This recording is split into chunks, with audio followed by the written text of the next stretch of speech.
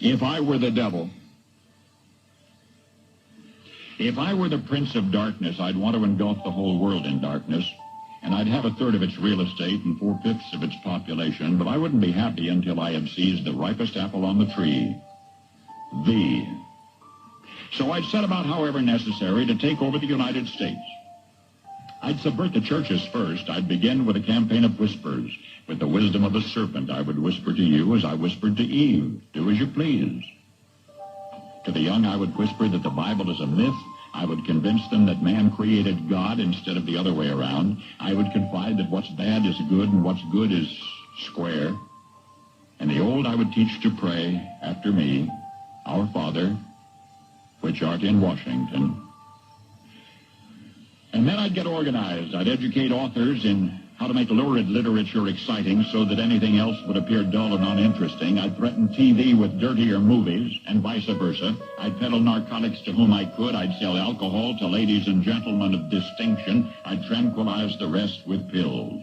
If I were the devil, I'd soon have families at war with themselves, churches at war with themselves, and nations at war with themselves, until each in its turn was consumed. And with promises of higher ratings, I'd have mesmerizing media fanning the flames. If I were the devil, I would encourage schools to refine young intellects, but neglect to discipline emotions. Just let those run wild.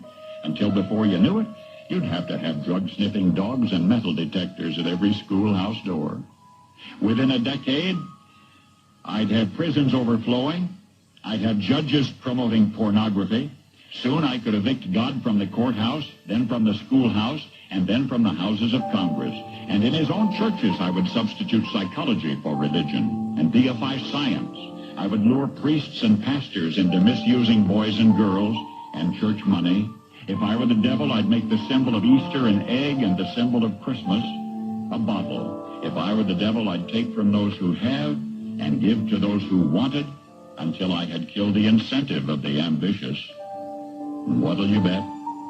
I couldn't get whole states to promote gambling as the way to get rich.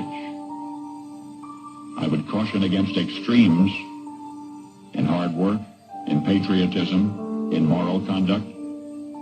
I would convince the young that marriage is old-fashioned, that swinging is more fun, that what you see on TV is the way to be.